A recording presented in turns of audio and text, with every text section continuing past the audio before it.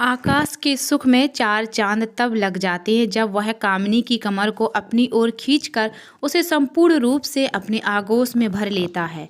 जैसे सर्प शीतलता के लिए चंदन के सुगंध से लिपट जाते हैं, उसी प्रकार परम आनंद के लिए आकाश कामिनी से लिपट जाता है। फिर आकाश अपनी आंखें खोलता है और वह देखता है जो उसने कभी सपने में भी नहीं देखा था।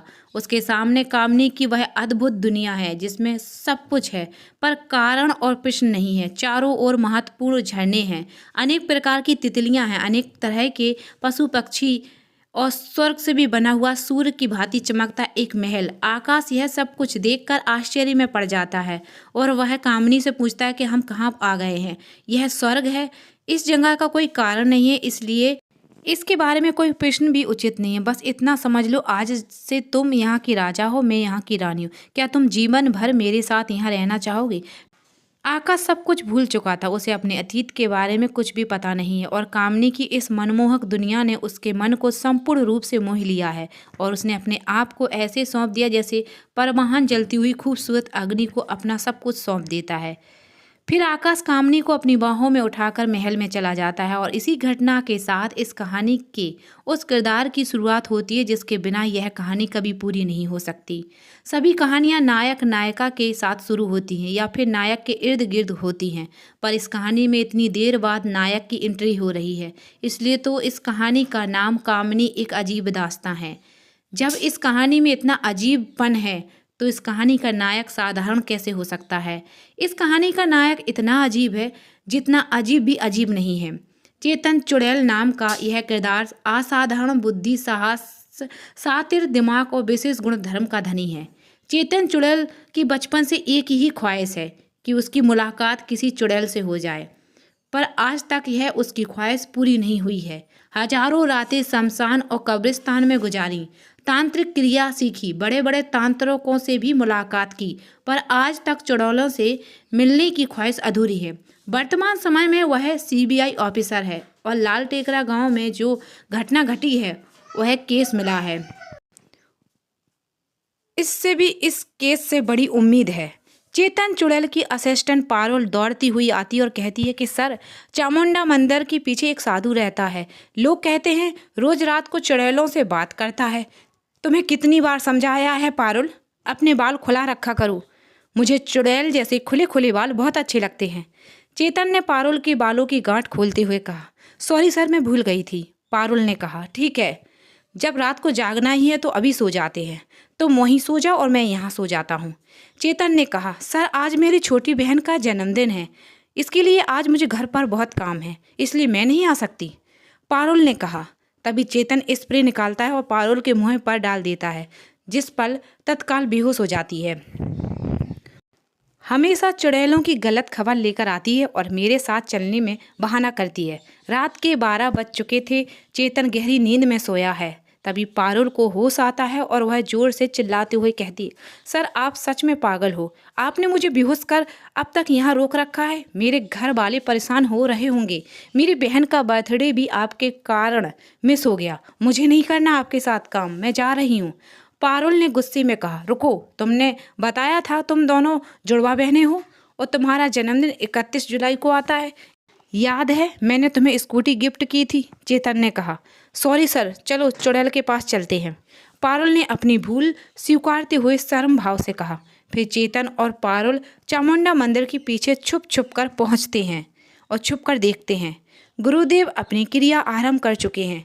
रात के करीब 2 बजे चेतन और पारुल देखते हैं गुरुदेव ने चावल के दानों से एक गोल गहरा बना रखा है और उसके अंदर बैठकर गुरुदेव यज्ञ कर रहे हैं, यानी अग्नि में से कुछ बहुत ही डरावनी धुएं की तरह लड़की का साया निकलता है और पूछता है, मुझे यहाँ क्यों बुलाया है?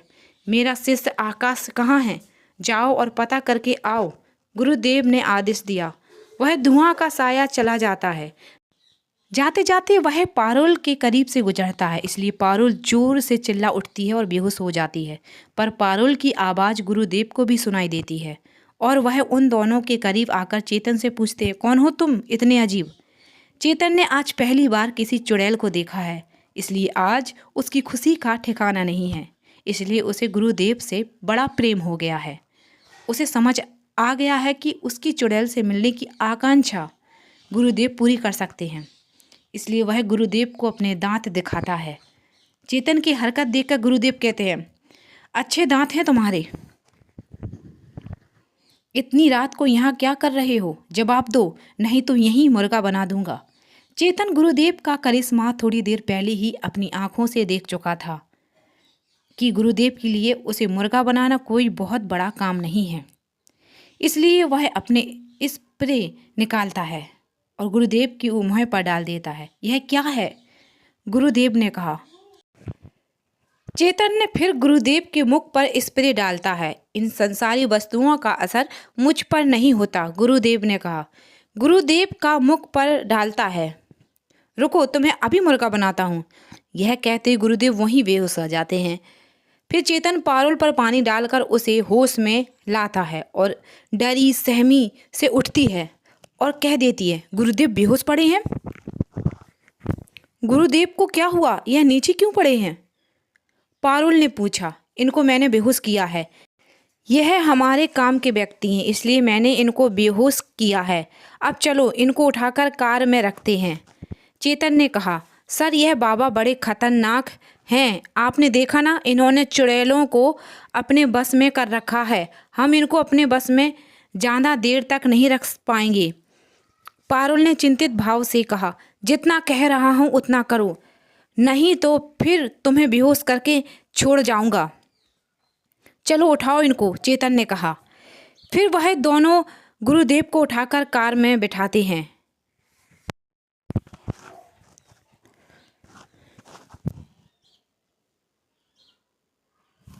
चेतन गुरुदेव को अपने घर ले जाता है और यह कुर्सी से उनके हाथ पैर बांध देता है और उनके मुख पर पट्टी बांध देता है। फिर उन पर पानी डालता है। तब गुरुदेव की आंखें खुलती हैं और वह बड़े गौर से चेतन के अजीबपन को देखते हैं। चेतन पाँव में सैंडल पहने रखी है, नीचे पाँव से कमर तक अच्छा चमकीला घाघरा पहन रखा है, हाथों में मेहंदी लगी है और एक हाथ में पिस्टल भी है। बदन पर कोट और टाई पहनी रखी है, कानों में कुंडल है, नाक में नथनी है और माथे पर चंदन का बड़ा गोल तिलक लगा है। उसका यह अजीब रूप देखकर गुरुदेव के चेहरे पर मुस्कान आ जाती है। तभी चेतन कहता है, मेरा नाम चेतन चुड़ैल है, मैं सीबीआई ऑफिसर हूँ। मेरा बचपन से ही एक ही सपना है कि कोई चुड़ैल मेरी गर्लफ्रेंड हो। सब कुछ किया पर कभी चुड़ैल से मुलाकात नहीं हुई। पर आज जब आपको चुड़ैल से बात करते हुए देखा तो मज़ा आ गया। आप किसी चुड़ैल से मेरी सेटिंग करवा दो, मैं आपको छोड़ दूंगा। चेतन की यह बात सुनकर गुरुदेव फिर मुस्कुराते हैं। तभी वह धुआं की आकृति जैसा चुड़ैल का साया छत तोड़कर गुरुदेव के सामने खड़ी हो जाती है। यह डरावना दृश्य देख पारुल डरने लगती है और चेतन उस चुड़ैल के आसपास घूमकर उसे प्रेम पूर्वक निहार रहा है और उसे छूने के लिए अपना हाथ बढ़ाता है। तभी वह चुड़ैल डरावनी आवाज में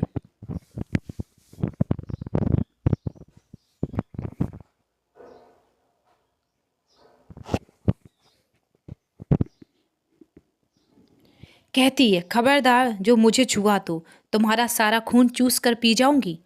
ओके जानी मन, तुम कहती हो तो नहीं छूता हूँ, पर इतना जरूर कहूँगा तुम बहुत खूबसूरत हो। मैंने तुमसे खूबसूरत लड़की आज तक नहीं देखी। क्या तुम मेरी गर्लफ्रेंड बनोगी? चेतन ने कहा। तभी अपने आप गुरुदेव के हाथ पैर पर बंधी रस्सी टूट जाती है और वहाँ पर बंधी पट्टी भी खुल जाती है और गुरुदेव कुछ चुड़ैल से पूछते हैं, आकाश कहाँ है? आकाश लाल टेकरा गांव में कामिनी का गुलाम बन गया है, चुड़ैल ने जवाब दिया। ठीक है, अब तुम जाओ, गुरुदेव ने चुड़ैल से कहा। यह चुड़ैल जाने से पहले चेतन की ओर देखती है। तभी चेतन उसे चुड़ैल की तरफ आंख मारता है और अपने हाथ से फ्लाइंग किस दे देता है और जब वह उड़कर जाने लगती है तो उसे टाटा भी कहता है। चेतन का यह पागलपन देखकर पारुल गुरुदेव मन ही मन मुस्कुराते हैं। इसे पटाने से कोई लाभ नहीं होगा क्योंकि इसके पास शरीर नहीं है। अगर तुम कहो तो तुम्हारी असिस्टेंट के शरीर में उसे प्रवेश करा सकता हूँ, गुरुदेव ने बैंक भाव से कहा। तभी पारुल हाथ जोड़कर गुरुदेव के चरणों में बैठ जाती है और प्रार्थना भाव से कहती है कि मुझे माफ़ करो गुरुदेव, इतना साहस नहीं है मुझ में। उस काले साये ने कहा कि आपका शिष्य आकाश लाल टेकरा गांव में कामनी का गुलाम बन गया है। लाल टेकरा गांव के बारे में तो मुझे पता है, पर यह आकाश और कामनी कौन है? आकाश मेरा शिष्य है और कामनी तुम्हारी सभी कामनाओं को पूर्ण करने वाली है। मैंने तुम्हारी सभी कामनाओं को जान लिया है। तुम गांव जाओ, वहां तुम्हारी सारी इच्छाएं पूरी होंगी। गुरुदेव का यह वचन कहकर चले जाते हैं। अगले दिन चेतन और पारुल अपने केस की इन्वेस्टिगेशन करने के लिए लाल टेकरा गांव पहुंचते हैं। स्टेशन पर चेतन के व्यक्तित्व को देखकर सभी हंसते हैं। फिर चेतन केदारनाथ से आकाश के बारे में पूछताछ करता है। केदारनाथ बताता है कल आकाश गांव की तरफ गया था, अभी तक वापस नहीं आया है। पुल के पास उसका कमरा है जहां पर रहता था, यह चाबी लो और देख लीजिए। फिर चेतन आकाश के कमरे में छानबीन करता है और कमरे से बाहर आता है और पास में बनी पुल की तरफ देखता है। तभी उसके कानों में अजीब सी आवाज़ सुनाई देती है, इस पुल को कभी पार मत करना। चेतन पलट कर देखता है, वह पागल प्रोफेसर उसके सामने खड़ा है। क्यों इस पुल को पार करना मना है? इस पुल के पार कई पिशाचनियां रहती हैं जो 20 साल की युवकों को उम्र भर के लिए अपना गुलाम बना लेती हैं और जी भर जाने के बाद उनका दिल निकाल कर खा जाती हैं। पागल प्रोफेसर ने कहा। आपको कैसे पता? चेतन ने प्रश्न किया। लगभग 10 वर्ष पहले मैं इस गांव का इतिहास जानने के लिए अपने 4 स्टूडेंट के साथ यहाँ पर आया था। एक एक कर मेरे सारे स्टूडेंट गायब होने लगे। मैं कई दिनों तक अपने स्टूडेंट को ढूंढता रहा।